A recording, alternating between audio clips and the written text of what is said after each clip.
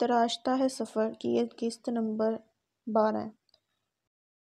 اماوس کی رات میں کوئی جگنو چمکا تھا جسے ہاتھ میں لینے کی خواہش کرتے ہوئے میں نے بے اختیار اٹھنے کی کوشش کی تھی، مگر مجھے اپنے کندھوں پر بے تحاشا بوجھ محسوس ہوا تھا۔ اس کے ساتھ ہی بازو میں سوئی کی تیز چبھن کا احساس ہوا تو میں کرا کر رہ گئی تھی، اور اسی چبھن نے لاشعور سے شعور تک کا رابطہ بحال کر دیا تھا۔ کیا میں زندہ ہوں؟ آنکھیں کھولنے کی ناکام کوشش کرتے ہوئے پہلا سوال میرے ذہن میں ابھرا تھا۔ شانزے جانو، کیسی ہو تم؟ میری آواز سن رہی ہو نا؟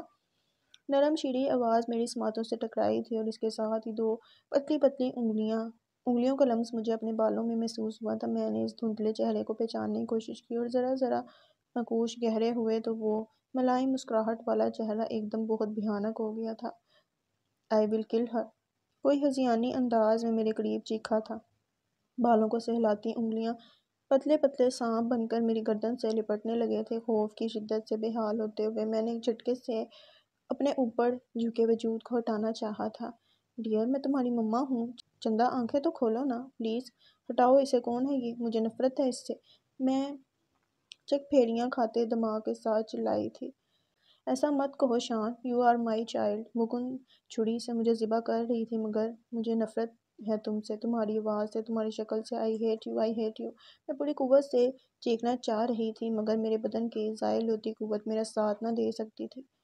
میرے بازو تھک کر میرے پہلو میں جا گرے تھے، اور ادھ کھلی آنکھیں بے دم ہو کر سو گئی تھیں۔ زبان سے نکلتے ٹوٹے پھوٹے الفاظ عدم میں ہو کر ہونٹوں پہ دم توڑ گئے تھے، اور ذہن ہزاروں فٹ نیچے کسی اندھی کھائی میں گرتا چلا گیا تھا۔ "شانزے، شانزے"۔ کسی نے مجھے جھنجھوڑ کر اس خوفناک اور بھیانک خواب کی قید سے آزاد کرایا تھا جو نہ جانے کتنی دیر سے مجھے اپنی گرفت میں لیے ہوئے تھا۔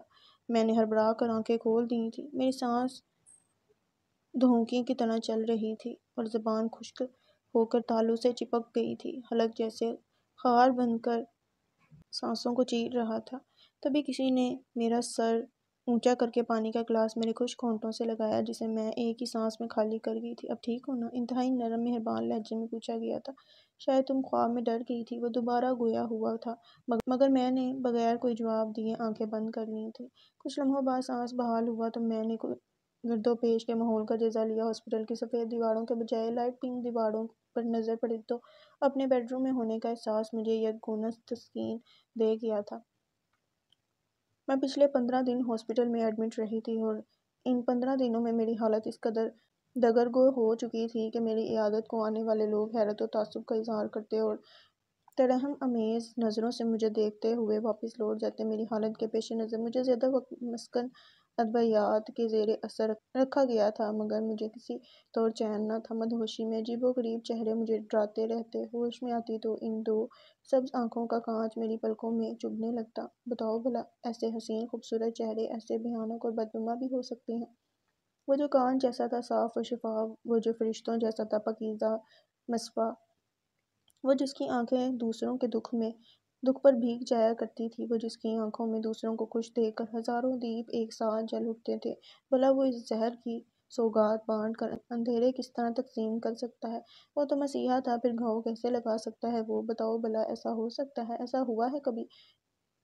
میں دیوانہ وار چیخ چیخ کر اپنے سامنے آنے والے ہر فرد سے پوچھتی، ڈاکٹرز سے سوال کرتی جو میرے ہر سوال پر نظریں چرا لیتے، نرسوں سے سوال کرتی جن کی آنکھوں میں میرے لیے صرف اور صرف رحم تھا، ترس تھا، مگر میرے کسی سوال کا کسی کے پاس جواب نہ تھا سوائے "ریلیکس، ٹیک اٹ ایزی" اور "ٹرنکولائز" کے۔ اور بالآخر میں نڈھال ہو کر تکیے پہ سر پٹک پٹک کر رو دیتی، روتے روتے بے حال ہو جاتی، اور پھر مدہوش ہو کر چہروں کے اس جنگل میں جا نکلتی جہاں ہر چہرے پہ ایک نقاب تھا۔ تب پھر اس آنکھ مچولی سے تھک کر میں نے چپ سادھ لی، خود کو مکمل طور پر مردہ تصور کر کے حالات کے رحم و کرم پر چھوڑ دیا، اور بالآخر ہاسپٹل کی سفید دیواروں والے پرائیویٹ روم سے اپنے بیڈ روم میں منتقل ہو گئی۔ کیا وقت ہوا ہے؟ میں نے آنکھوں پر سے بازو ہٹا کر پلید احتشام کو دیکھا جو پرسوچ نظریں مجھ پر جمائے بیٹھا تھا۔ 3 بجے ہیں۔ اس نے کلائی پر بندی گھڑی میں وقت دیکھا۔ رات کے۔ میری نظریں بے اختیار کھڑکی کی طرف گئیں جو ہمیشہ مجھے بیڈ روم کے باہر کے موسموں کا پتہ دیا کرتی تھی، مگر اس وقت پردے برابر ہونے کے باعث مجھے کچھ اندازہ نہ ہوا تھا۔ "ہاں، پردہ ہٹا دو"۔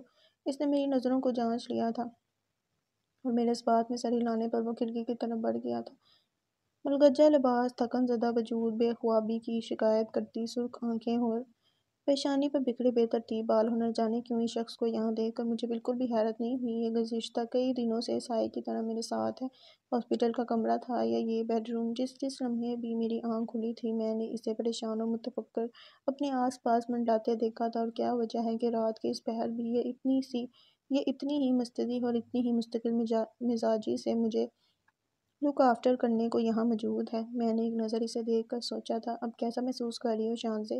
اس نے نزدیکی کرسی سنبھالتے ہوئے پوچھا۔ چہرے کے برعکس ہونٹوں پر در آنے والی مسکراہٹ بہت فریش تھی۔ بہتر، میں نے مختصر کہہ کر نظریں کھڑکی سے باہر مکمل اندھیرے پہ جما دی۔ سنو، تم نے اپنے چہرے پہ کتنے نقاب چڑھا رکھے ہیں؟ میں نے اچانک ہی پوچھا تھا۔ آپ کو یہ شک کیوں کر ہوا؟ اس نے بڑی سنجیدگی سے جوابی سوال داغ دیا تھا۔ شک نہیں، اب تو یقین ہو چلا ہے۔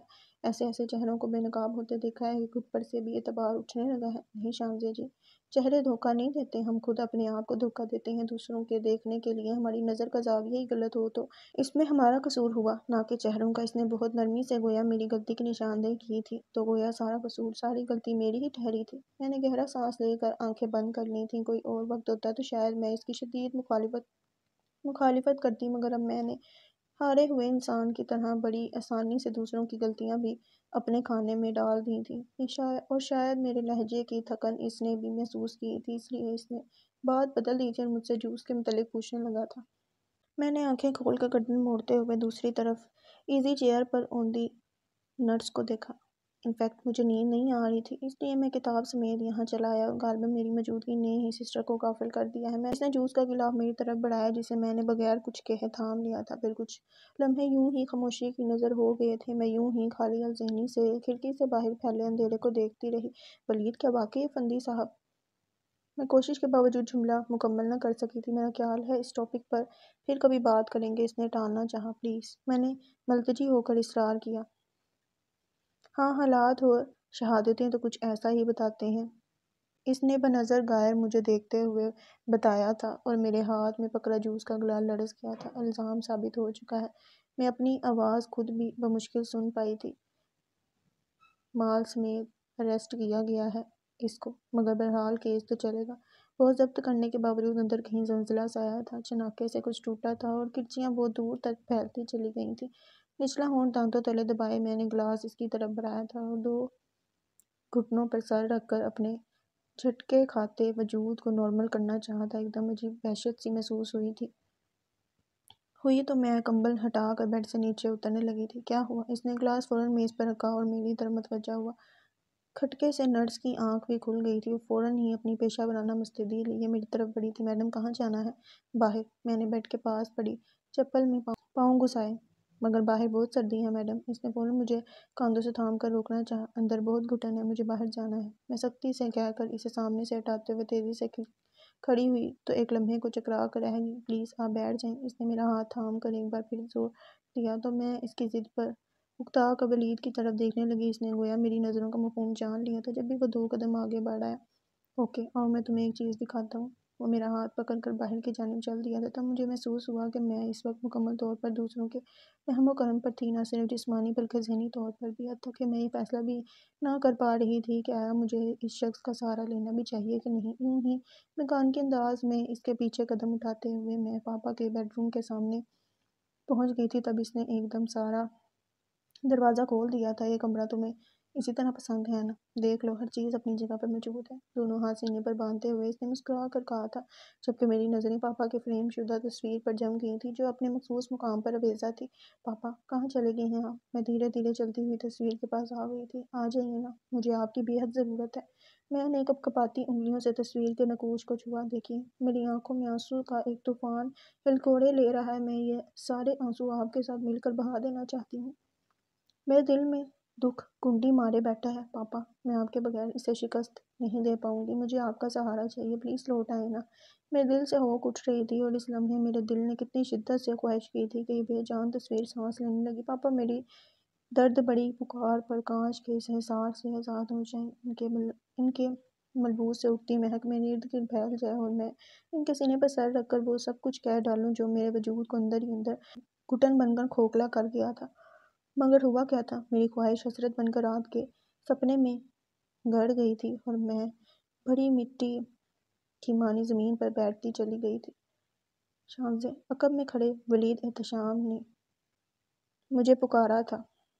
پاپا، مجھے آج احساس ہوا ہے کہ آپ مر چکے ہیں۔ میں دیکھ رہی ہوں آپ کی آنکھیں میرے دکھ میں بالکل بھی نم نہیں ہوئی۔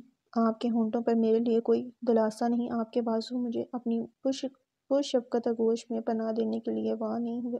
پاپا آپ نے بھی مجھے تنہا چھوڑ دیا ہے، بالکل تنہا۔ میں دل ہی دل میں شکوہ کناں تھی۔ شانزے تمہاری طبیعت خراب ہو رہی ہے، چلو تمہیں بیڈ روم تک لے چلو۔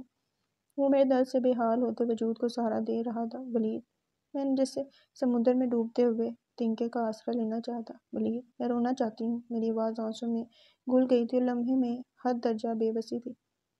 اس نے سر اٹھا کر ایک لمحے کے لیے مجھے دیکھا تھا اور پھر مضبوط لہجے میں کہا تھا، تم جتنا رونا چاہتی ہو رو لو شانزے، مجھ میں اتنی ہمت ہے کہ میں تمہارے آنسوؤں کو اپنے دل میں سمیٹ سکوں۔ اس کے دوست نواز ہمدرد لہجے نے میرے ضبط کی آخری فصلیں بھی گرا دی تھیں اور پھر اپنے ہی بازوں میں سر چھپا کر روتے ہوئے میں نے وہ سب کچھ کہہ ڈالا تھا جسے جھٹلانے اور چھپانے کی کوشش میں اس دنیا نے چین، سکون، آرام اور اعتبار کے سب دروازے مجھ پر بند کر دیے تھے۔ کہا جاتا ہے کہ فطری طور پر بچہ باپ کی نسبت ماں سے زیادہ قریب ہوتا ہے، مگر میرے ساتھ معاملہ اس کے برعکس تھا۔ میری پیدائش میں اگر کسی فرد کی خواہش اور خوشی شامل تھی تو وہ صرف میرے پاپا تھے۔ مما کا خیال تھا کہ بچے کی آمد کی وجہ سے ان کی سوشل لائف بالکل ڈل ہو کر رہ جائے گی، لہٰذا ادھر اس دنیا میں میری آمد ہوئی، ادھر انہوں نے مستقل طور پر ایک آیا کا بندوبست کر دیا۔ پاپا کا خیال تھا کہ میری اچھی صحت کے لیے یہ ضروری ہے کہ مما مجھے اپنا دودھ پلائیں، مگر مما بیوقوف نہ تھی کہ اپنا فگر خراب کرتی۔ یہاں انہوں نے میرا سب سے پہلا حق غصب کیا تھا اور اس کے بعد یہ سلسلہ ہمیشہ کے لیے جاری ہو گیا تھا۔ میں نے شعور کی آنکھ کھولی تو پیار، محبت، شفقت، چاہت، خلوص و ہمدردی اور ہر رشتے کو اپنے پاپا کی شکل میں پایا۔ مجھے نہیں معلوم تھا کہ ماں کے فرائض کیا ہوتے ہیں، ممتا کا لمس کیا ہوتا ہے۔ جس چیز کی مجھے ضرورت تھی وہ میں نے اپنے باپ سے وصول کی تھی۔ میں صبح اٹھتی تو ان کی صورت دیکھنا چاہتی، رات کو جب تک وہ مجھے اپنے بازوں میں لے کر لوری نہ سناتے مجھے نیند نہ آتی۔ ذرا بڑی ہوئی تو آیا کے ہاتھ سے ناشتہ کرنا مجھے زہر لگنے لگا تھا۔ میں فوراً پاپا کی گود میں سوار ہو جاتی اور کبھی کبھی نہ جانے کیوں میں چاہتی کہ پاپا آج میرے ساتھ رہیں، ایک پل کے لیے میری نظروں کے سامنے سے اوجھل نہ ہوں۔ تب میں زور زور سے رونے لگتی، بے تحاشا روتی تو پاپا ضروری میٹنگ بھی کینسل کر دیتے، خواہ انہیں کروڑوں کا نقصان ہی کیوں نہ ہو رہا ہو۔ چند سال مزید گزرے تو اپنی اس عادت پر میں نے خود ہی قابو پا لیا تھا۔ میں محسوس کرتی تھی کہ اس طرح پاپا بری طرح اپسیٹ ہو جایا کرتے تھے، وہ میری آنکھ میں ہلکی سی نمی بھی برداشت نہ کر پاتے تھے۔ انہی دنوں ایک روز ایسا واقعہ ہوا جس نے مجھے بری طرح ہراساں کر دیا تھا۔ رات کا کوئی وقت تھا جب میں اپنے کمرے میں کھلونوں سے کھیل رہی تھی۔ آیا اکتائے لہجے میں کئی بار مجھے سونے کے لیے کہہ چکی تھی، مگر مجھے پاپا کا انتظار تھا۔ اسی دوران ایک دم لائٹ آف ہوگی، کھلونوں میں مصروف میرے ہاتھ ایک دم ساکت ہو گئے تھے۔ میں نے آنکھیں پھاڑ پھاڑ کر ادھر ادھر دیکھنے کی کوشش کی، آیا کو پکارنا چاہا تو جواب میں اس کے زوردار کھرانٹوں نے مجھے ڈرا کر رکھ دیا۔ مجھے لگا جیسے جنگل میں کوئی بھیڑیا میری ہاتھ میں بیٹھا گھرا رہا ہے۔ کمرے میں موجود تمام اشیاء مجھے بھوت بن کر ڈرانے لگی تھی۔ میں اس لمحے بے حد خوف زدہ ہو چکی تھی، میرا جسم کانپنے لگا تھا اور سانس رکنے لگی تھی۔ مگر میں نے ایک مرتبہ پھر آیا کو پکارنے کی کوشش کی، مگر میرے حلق سے آواز نہ نکل سکی۔ نہ جانے کب تک میں یوں ہی ہراساں اور سراسیمہ گھٹنوں میں سر چھپائے بیٹھی رہی تھی کہ مجھے باہر سے پاپا کی آواز سنائی دی۔ وہ کسی ملازم سے میرے متعلق پوچھ رہے تھے۔ ان کی آواز نے جیسے مجھے طاقت بخشی اور میں پوری قوت سے اٹھ کر اس اندھیر نگری سے نکل بھاگی تھی۔ خوف و وحشت کی وجہ سے یہ بھی بھول گئی تھی کہ میرا کمرہ دوسری منزل پر ہے، سو بھاگتے ہوئے سیڑھیوں کا خیال میرے ذہن سے نکل گیا اور میں سب سے اوپر والی سیڑھی سے لڑھکتی ہوئی نیچے جا گری تھی۔ میرے زوردار چیخ پر پاپا میری طرف دیوانہ وار لپکے تھے۔ میری پیشانی سے بہتے خون نے جیسے انہیں پاگل کر دیا تھا۔ آیا اور ملازمین کی جو درگت بنی سو بنی۔ رات گئے جب مما کسی پارٹی سے واپس آئیں تو پاپا غیظ و غضب سے بے حال ہو کر ان پر الٹ پڑے تھے۔ میں نے اس سے پہلے پاپا کو کبھی اتنے غصے میں نہیں دیکھا تھا۔ مما کو یہ احساس دلا رہے تھے کہ میں ان کی اولین ذمہ داری ہوں اور وہ اپنے فرائض سے غفلت برت رہی ہیں، مگر مما کسی طرح اپنی غلطی تسلیم کرنے پر راضی نہیں تھیں۔ ان کے درمیان چھڑی دھواں دھار جنگ نے مجھے مزید پریشان کر کے رکھ دیا تھا۔ میں بھاگ کر پاپا کی ٹانگوں سے لپٹ گئی تھی اور رو رو کر انہیں خاموش ہو جانے کا کہہ رہی تھی۔ تب پاپا نے مجھے اٹھا کر اپنے بازوں میں بھینچ لیا تھا اور مجھے لیے دوسرے کمرے میں آ گئے تھے اور مجھے بے تحاشا پیار کرتے ہوئے پھوٹ پھوٹ کر رو دیے تھے۔ بار بار کہہ رہے تھے، میں چاہتا تھا کہ جو محرومیاں میری زندگی میں مجھے ملی تھی وہ تمہارا مقدر نہیں بنے، مگر مجھے لگتا ہے شان، تمہاری اور میری قسمت بالکل ایک سی ہے۔ میں نے اپنے ینگ سے پاپا کو یوں بری طرح روتے دیکھا تو اسی لمحے دل میں عہد کر لیا تھا کہ آج کے بعد میں نہ اندھیرے سے ڈروں گی اور نہ روؤں گی۔ وہ میری وجہ سے پاپا کی آنکھوں میں آنسو نہ آئے۔ اس کے بعد پاپا اکثر مجھے پھپھو کی طرف لے جاتے، جہاں میری ہم عمر ونیزا کے ساتھ میری گاڑی جمتی تھی۔ پاپا چاہتے تھے کہ میں ماں کی محبت کو محرومی نہ بنا لوں، سو وہ پھپھو کو خاص طور پر میرا خیال رکھنے کو کہتے۔ اگرچہ پھپھو بھی مکمل گھریلو خاتون نہ تھی، مگر ان کا لائف سٹائل مما سے قدرے مختلف تھا۔ وہ دن میں میرے اور ونیزا کے لیے کچھ وقت ضرور نکالتی تھیں۔ پھر کئی سال تک یوں رہا کہ میں مہینوں ونیزا کے گھر رہتی، پاپا سے ہر روز ملاقات ہوتی اور مما کا چہرہ دیکھنے بھی کئی دن ہو جاتے۔ میں اور ونیزا اپنی ہی دنیا میں مگن ہو گئے تھے۔ تبھی ایک دن میں گھر چلی آئی، کیونکہ اس روز پاپا پھپھو کی طرف نہیں آئے تھے۔ ملازم نے بتایا کہ پاپا آج سرے شام ہی لوٹ آئے تھے اور اس وقت گھر پہ ہی موجود ہیں۔ مجھے معلوم تھا کہ پاپا گھر میں ہیں تو ہمیشہ اپنی مخصوص جگہ پر ہی ہوتے ہیں، لہٰذا میں دبے پاؤں وہاں چلی آئی تھی۔ پاپا ایزی چیئر پر بیٹھے تھے، کتاب ان کی گود میں کھلی پڑی تھی، مگر نظریں گلاس وول سے باہر ڈوبتے سورج کا طواف کر رہی تھیں۔ تھکے ماندے آفاق کی بوجھل نارنجی کرنیں لون میں بکھرے پھولوں اور درختوں کو الوداعی بوسہ دے رہی تھیں۔ بے حد زرد اور اداس شام تھی۔ میں نے ذرا سا سامنے کی طرف آتے ہوئے پاپا کو دیکھا۔ ایسی ہی زرد اور اداس شام ان کی سیاہ آنکھوں میں ڈیرا ڈالے بیٹھی تھی، چہرے پر شکستگی اور تھکاوٹ کے احساس نمایاں تھے۔ وہ جیسے یہاں ہوتے ہوئے بھی یہاں موجود نہیں تھے۔ نہ جانے کیوں مجھے خوف سا محسوس ہوا۔ مجھے یوں لگ رہا تھا جیسے میں نے پاپا کو بہت عرصے بعد دیکھا ہو۔ میں دھیرے دھیرے چلتی ان کے سامنے کارپیٹ پر دو زانو ہو کر بیٹھ گئی تھی، مگر وہ پھر بھی متوجہ نہیں ہوئے تھے۔ مجھے لگا جیسے وہ مجھ سے بہت دور ہوں۔ میں نے گھبرا کر ان کے گھٹنے پر ہاتھ رکھ کر انہیں پکارا۔ انہوں نے بغیر چونکے نظروں کا زاویہ بدل کر مجھے دیکھا تھا، اور پھر میرے چہرے پر نظر پڑتے ہی ان کی آنکھوں کے تاثرات یکلخت بدل گئے تھے۔ ایک خوشگوار حیرت ان کی آنکھوں سے چھلکنے لگی تھی۔ شانزے جانو، میں ابھی تمہارے بارے میں ہی سوچ رہا تھا، انہوں نے دونوں ہاتھوں میں میرا چہرہ تھام کر کہا تھا۔ تب مجھے احساس ہوا میری موجودگی پاپا کو کس طرح آسودہ کر دیتی تھی۔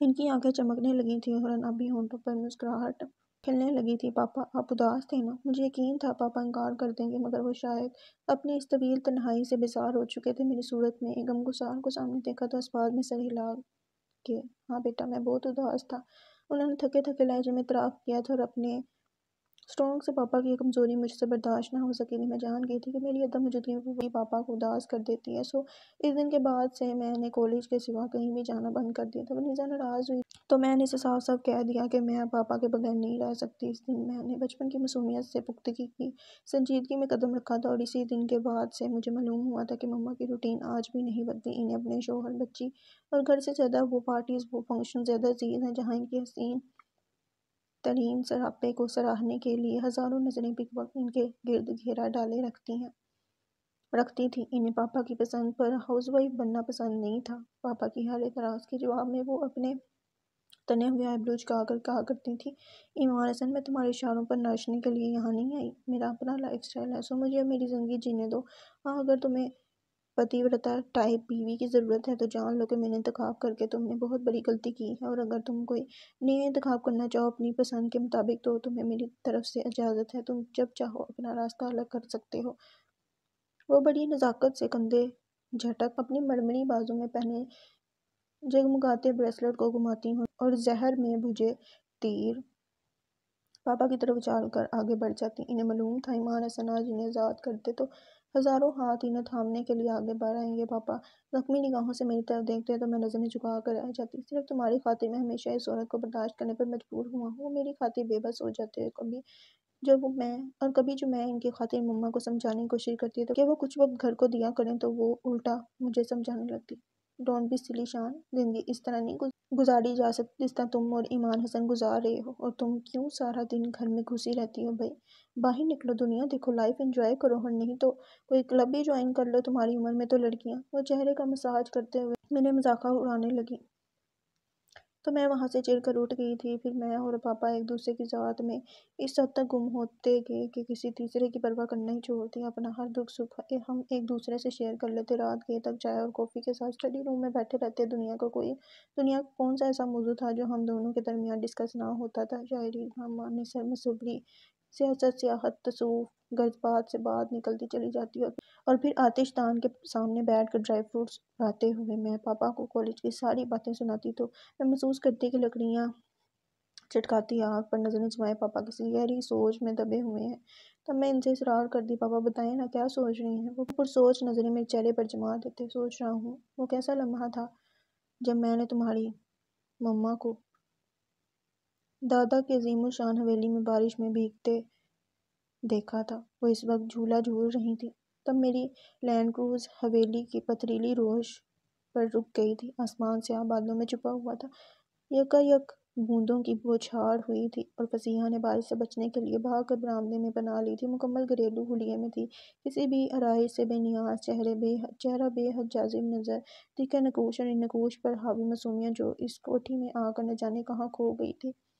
وہ گھر بھر کی ذمہ داری سنبھالی ہوئی تھی اور تب میں نے دل میں سوچا تھا کہ یہ ہی لڑکی میرے گھر میں اجالا بن کر اترے گی۔ والدین کی ناراضگی کی پرواہ کیے بغیر میں نے اسے اپنایا تھا اور سمجھا تھا کہ میں جیت گیا ہوں، مگر مجھے کہاں معلوم تھا کہ میں تو اس لمحے اپنی زندگی کی سب سے بڑی بازی ہار گیا تھا۔ پاپا کا آسودہ لہجہ مجھے بری طرح دکھی کر دیتا، مگر وہ دل کی ہر بات کہہ جاتے۔ میری ماں ایک مشہور فیشن ڈیزائنر تھیں اور باپ بزنس سرکل میں کنگ کے نام سے مشہور تھا، مگر میں ساری عمر ان دونوں کو ترستا رہا۔ ماں کی گود میں سر رکھنے کی خواہش اور باپ سے ضد کر کے بات منوانے کی آرزو میرے دل میں جنم لیتی اور دم توڑ دیتی۔ میرے دوسرے بہن بھائی مجھے مڈل کلاس کہا کرتے تھے۔ یہ تمام حسرتیں میرے ساتھ پل کر جوان ہوئی تھیں اور میں جو لوئر مڈل کلاس سے فصیحہ کو اپر کلاس میں لے کر آیا تو صرف اس لیے کہ میرے بچے ماں کے ہوتے ہوئے بھی ماں کو تڑپتے نہ رہا کریں۔ مگر قسمت مجھے یہاں بھی دھوکہ دے گی۔ مجھے معلوم ہی نہ تھا کہ فصیحہ اڑنے کی خواہش میں آسمان کو چھونے کی تمنا کرنے لگی تھی۔ میں گھر کے سکون کی خاطر اسے ڈھیل دیتا رہا اور وہ میری نرمی کا ناجائز فائدہ اٹھانے لگی۔ اور بیٹا تمہاری وجہ سے میں اس سے تعلق توڑ نہیں سکا۔ ماں جیسی بھی ہو ماں ہوتی ہے۔ میرا خیال تھا تم اسے اپنی طرف متوجہ کر سکو گی، مگر نہ جانے کیسی نہ تمام خواہشات اس کے دل میں پلتی رہتی تھیں جنہیں تمام کرنے کی کوشش میں وہ تمہیں بھی بھول بیٹھی ہے۔ تب میں پاپا کو تسلی دیتی، انہیں یہ یقین دلانے کی کوشش کرتی کہ میں جس حال میں ہوں مطمئن ہوں۔ اور پھر ایک روز میں کچھ دیر سانس لینے کو رکی تھی۔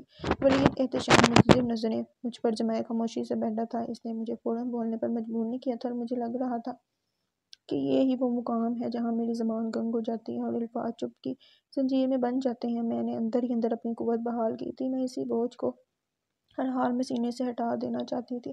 اور پھر ایک روز گھر میں ایک ہنگامہ کھڑا ہو گیا۔ میں نے ہمت مجتمع کر کے پھر سے کہنا شروع کیا۔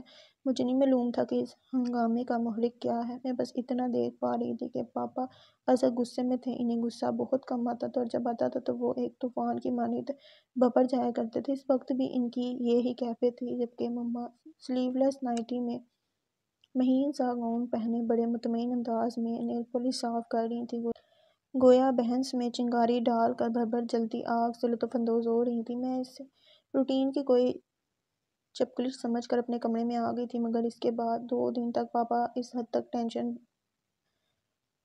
ٹینس رہے کہ مجھے ان کی فکر لاحق ہوگی۔ وہ ہارٹ پیشنٹ تھے اور ڈپریشن ان کے لیے سخت نقصان دہ تھا۔ میں نے باتوں ہی باتوں میں ان سے اصل بات اگلوانے کی کوشش کی، مگر وہ پرخیال نظروں سے مجھے بس دیکھتے رہے، کہا کچھ نہیں۔ مگر یہ عقدہ بھی اس شام کھل گیا تھا۔ میں حسب عادت یونیورسٹی سے واپسی پر سو گئی تھی۔ رات کو جب میری آنکھ کھلی تو پاپا کے بیڈ روم میں ایک ہنگامہ مچا ہوا تھا۔ دونوں کے زور زور سے بولنے کی آوازیں آ رہی تھیں۔ نہ جانے اب کیا مسئلہ ہو گیا ہے، اور یہ مما بھی کیسی ضدی ہیں، مجال ہے جو پاپا کی کوئی بات مان جائیں۔ میں نے اکتا کر سوچا تھا اور پھر دبے پاؤں چلتی ہوئی بیڈ روم کے دروازے تک آئی تھی۔ فطری طور پر میں نے یہ جاننے کی کوشش کی تھی کہ آخر جھگڑا کس بات پہ ہے۔ Are you mad Fasiha? تم جانتی ہو تمہارے اس فیصلے کا شانزے پر کتنا برا اثر پڑے گا؟ شانزے دودھ پیتی بچی نہیں ہے، بڑی ہو چکی ہے، برا بھلا سمجھ سکتی ہے وہ۔ یہی تو میں کہہ رہا ہوں، یہی تو میں تمہیں سمجھا رہا ہوں کہ وہ اب بڑی ہو چکی ہے۔ ہم دونوں کو مل کر اس کے بارے میں سوچنا چاہیے۔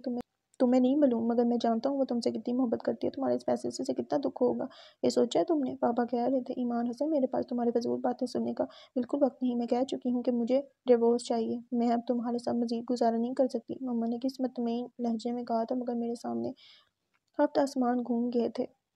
یہ کیا کہہ رہی ہیں مما؟ میں ششدر سی اپنی جگہ کھڑی رہ گئی تھی، مگر میرے جیتے جی یہ نہیں ہوگا۔ کچھ دیر خاموشی کے بعد پاپا کی سرد و سپاٹ آواز فیصلہ کن لہجے میں سنائی دی تھی۔ اس کے بعد مما نے نہ جانے کیا کہا تھا۔ میں منہ پر ہاتھ رکھے لڑکھڑاتی ہوئی اپنے کمرے میں آ گئی تھی۔ مما کے چیخنے چلانے کی آوازوں نے کمرے تک میرا پیچھا کیا تھا۔ میں نے اپنے سائیں سائیں کرتے کانوں پر ہتھیلیاں رکھ لی تھیں۔ میرے اندر چھپی ہوئی بچی بری طرح خوفزدہ ہو گئی تھی۔ کیوں کر رہی ہیں مما ایسا؟ میں نے بری طرح دھڑکتے دل کے ساتھ سوچا تھا۔ پھر بیڈ روم سے اٹھنے والی آوازیں یکلب سی مدھم ہو گئی تھیں۔ میں کچھ لمحے یوں ہی بیٹھی رہی تھی۔ مجھے یقین تھا کہ یا تو پاپا اپنے اسٹڈی روم میں بند ہو گئے ہوں گے یا مما گاڑی لے کر باہر نکل گئی ہوں گی۔ گاڑی چلنے کی آواز نہ آئی تھی۔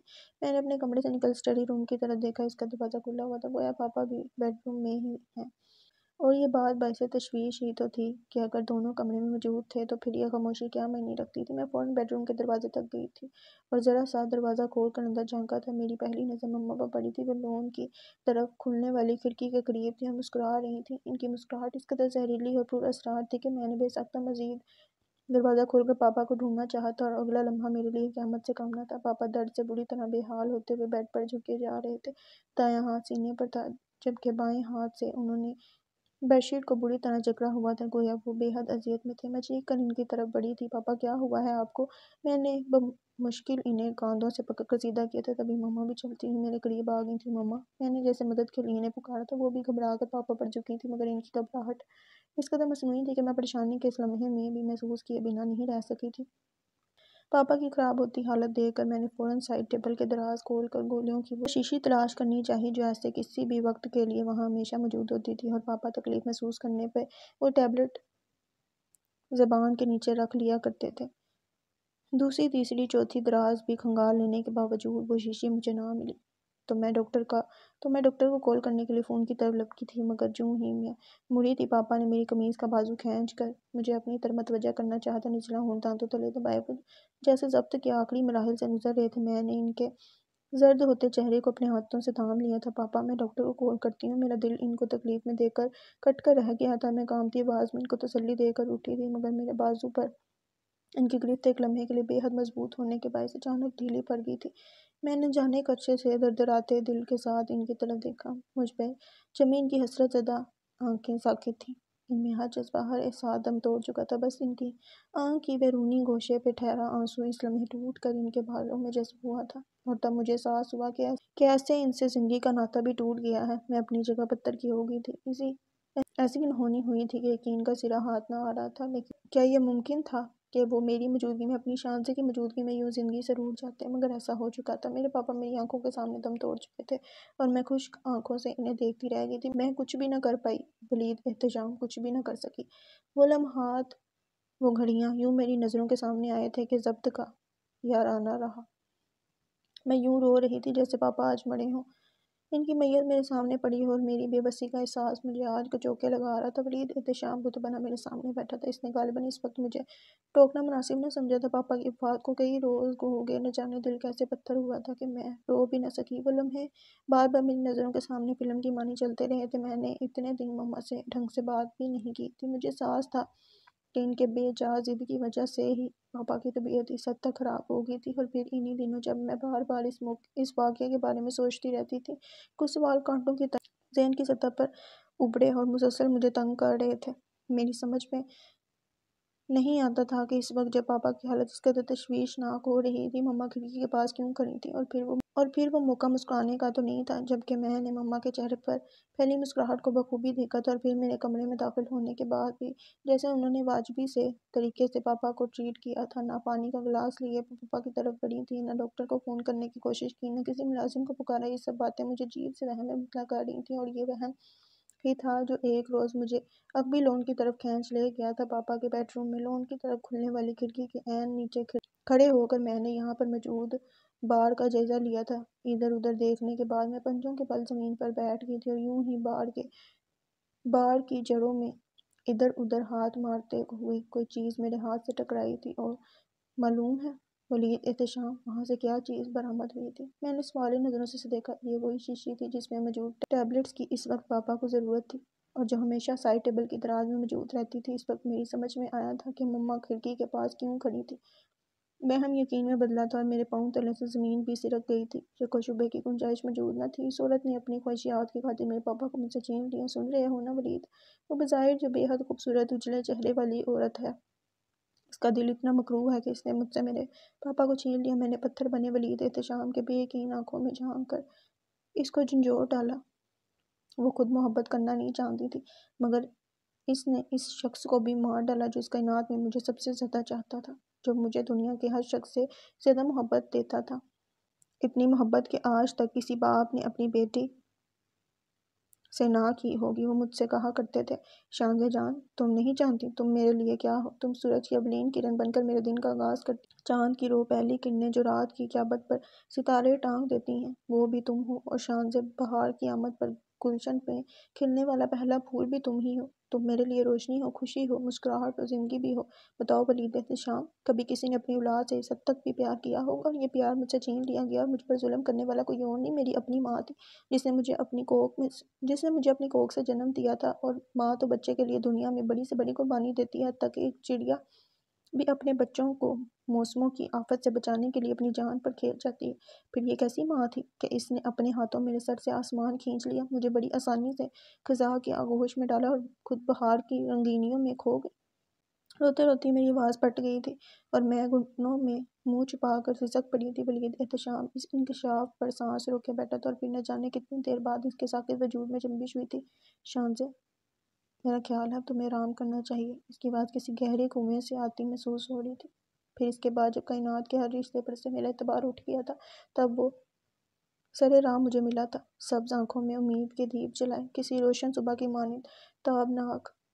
اسے دیکھ کر بے یقینی کی دھند رفتہ رفتہ چھٹنے لگی۔ بے اعتباری کا موسم میرے وجود پر سے گزرتا چلا گیا۔ مجھے محسوس ہونے لگا کہ میرے ارد گرد بکھرے خود غرض لوگوں کے علاوہ کچھ ایسے جانسار بھی موجود ہیں جو ہنستے ہیں تو دوسروں کی خاطر، جو روتے ہیں تو دوسروں کے دکھ پر۔ وہ مجھے جینے کا ہنر سکھانے لگا، نم آنکھوں سمیت مسکرانے کا سلیقہ دیا اور مجھے کسی دیوتا کی طرح عظیم لگنے لگا تھا، جس کو دیکھنے کے لیے مجھے اپنا سر اونچا کرنا پڑتا تھا۔ اور پھر یہ دیوتا اپنے اصل روپ کے ساتھ سامنے آیا تو میرے لیے سانس لینا بھی مشکل ہو گیا تھا۔ میں نے طویل سانس لے کر ولید احتشام کو دیکھا۔ ولید، کیوں کرتے ہیں لوگ ایسا؟ اپنی ظاہری شخصیت میں جس قدر بلند نظر آتے ہیں، در حقیقت اتنے ہی پست کیوں ہوتے ہیں؟ میری ماں اپنے حلقہ احباب میں ایک پرخلوص عورت کے طور پر پہچانی جاتی ہیں۔ اس نے تو ایک شخص کو قتل کیا ہے، اور وہ جو سینکڑوں بچوں کا افندی پاپا تھا، وہ پوری انسانیت کا قاتل ہے۔ آخر ہم لوگ کیسے قتل کر دیتے ہیں انسانوں کو، کسی کی مسکراہٹ کو، دوسروں کی خوشیوں کو، اعتبار کو، مان بڑے رشتوں کو، دوسروں کی محبتوں کو، توقعات کو۔ ولید احتشام، کیا مار ڈالنا، ختم کر دینا اتنا ہی آسان ہے؟ میں نے ایک ناقابل فہم، نہ سمجھ میں آنے والا سوال اس کے سامنے رکھ دیا تھا، جس کا جواب شاید اس کے پاس بھی نہیں تھا۔ اس لیے نظریں چرا کر طویل سانس لیتے ہوئے میرا ہاتھ تھپتھپا کر کہا، تم بہت تھک گئی ہو شانزے، تمہیں اب نیند کی ضرورت ہوگی۔ شاید وہ ٹھیک ہی کہہ رہا تھا۔ میں نے اپنا بدن ٹوٹتا ہوا محسوس کیا تو دھیرے دھیرے چلتی ہوئی اپنے بیڈ روم میں آ گئی۔ چل بہت دنوں بعد اس روز نیند کے دوران خوفناک چہرے مجھے ڈرانے نہیں آئے تھے۔ تھینک گاڈ تم بستر سے تو اٹھی۔ پھپھو کی خوشی سے منور آواز سنائی دی تو میں نے آنکھیں کھول دیں۔ میں اس وقت لون میں بیٹھی ہوئی تھی، جہاں نرم دھوپ اپنے سنہری پر پھیلائے ہوئے تھی۔ لیمن گراس کی خوشبو ہوا میں رچی بسی ہوئی تھی۔ اورنج ساڑی میں پھپھو جاندار مسکراہٹ لیے میرے سامنے بیٹھ گئی تھی۔ میں تو بستر کو چھوڑ رہی تھی، مگر بستر مجھے نہیں چھوڑ رہا تھا۔ میں نے سیدھی ہو کر بیٹھتے ہوئے کہا، ونیزا کیسی ہے؟ اس کا فون نہیں ہے؟ وہ بالکل ٹھیک ہے، فون بھی کئی مرتبہ کر چکی ہے، انجوائے کر رہی ہے وہاں پر، تمہارے بارے میں پوچھ رہی تھی، مگر میں نے اسے یہی کہا تھا کہ تم آج کل شہر سے باہر ہو، تمہیں تو معلوم ہے نا وہ تم سے کتنی اٹیچ ہے۔ اگر ذرا سی خبر بھی ہو جاتی کہ تم بیمار ہو تو وہاں اس نے آسمان سر پر اٹھا لینا تھا، اور اب تم ٹھیک ہو تو خود اس سے بات کر لینا۔ انہوں نے وضاحت سے بتایا تو میں نے اس بات میں سر ہلایا۔ اب تو تم ٹھیک ہو نا شانزے؟ انہوں نے بغور مجھے دیکھتے ہوئے پوچھا۔ جی پھپھو، ناؤ آئی ایم پرفیکٹ، میں نے انہیں تسلی دی۔ چندا، تم کیوں اتنا ڈپریسڈ رہتی ہو؟ آخر وجہ کیا ہے؟ انہوں نے ہاتھ تھام ملائمت سے پوچھا۔ مجھے لگتا ہے تم ابھی تک ایمان حسن کی موت کے صدمے سے باہر نہیں نکل سکی۔ بلا شبہ وہ ایسا ہی انسان تھا، مگر جانو، کہہ سن لینے سے دل کا بوجھ ہلکا ہو جاتا ہے۔ بس یہاں سے نہیں کہنا چاہتی تو مجھ سے کہہ لیا کرو، آخر میں بھی تمہاری ماں کی جگہ ہوں۔ ہاسپٹل میں وہ مما کے ساتھ میرا نفرت بھرا گریز جان گئی تھی، اس لیے انہوں نے خود میرے دل میں جھانکنے کی کوشش کی تھی۔ ان کی بات کا میرے پاس کوئی جواب نہیں تھا، اس لیے میں نے بات بدل دی تھی۔ پھپھو، میں آپ کی طرف آنا چاہتی ہوں۔